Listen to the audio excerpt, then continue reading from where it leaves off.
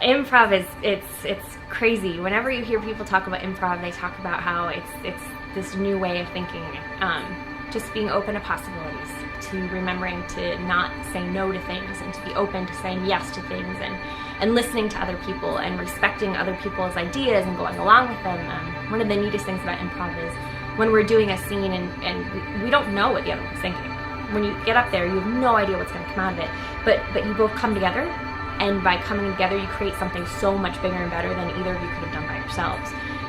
To see that happen time and time again, of course that applies to life. That's everything.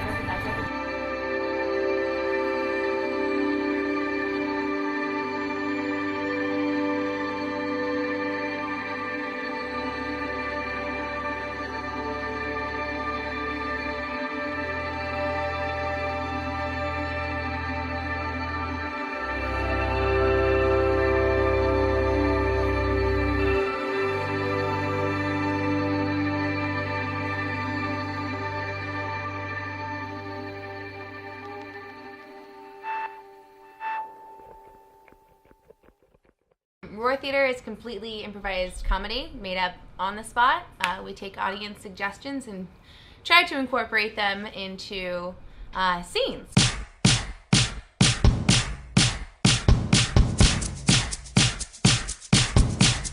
You should come with us tonight, 'cause your apartment's such a sight, and I'm sure fresh air would do you good. My name is Jenna Bundes. I also go by Nitrogen, and I'm the current director of Roar Theater.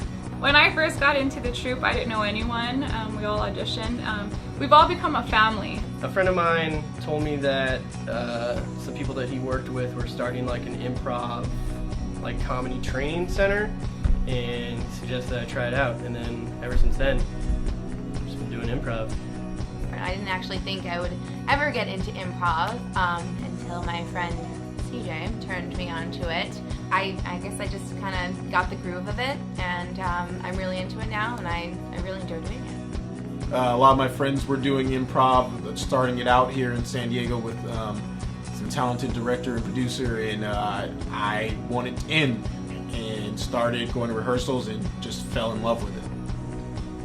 I come from a very comedic family, so it was just natural that I get into something comedy related when I grew up, and my buddies Randy and CJ told me about an improv group, and I started seeing Roar shows constantly about 2 years ago, and then I auditioned and I got in, and I'm here 2 years later.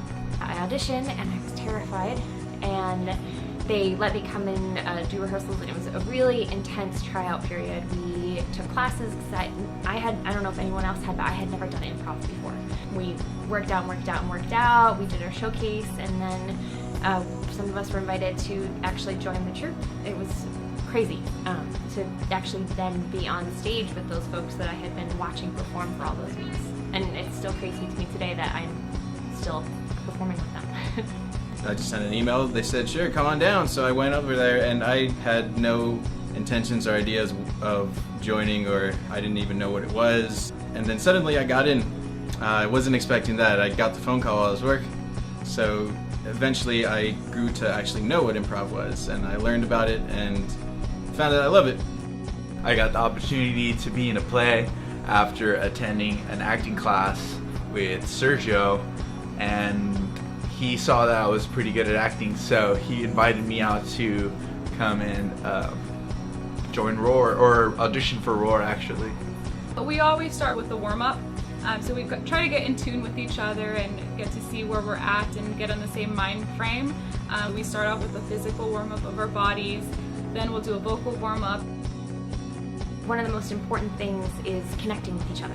So we do exercise to make sure we're all on the same page, that we're listening to each other. There's this exercise we do called Mind meld, where we have to say the same word at the same time, just to kind of connect with each other, because that's really important with scene work.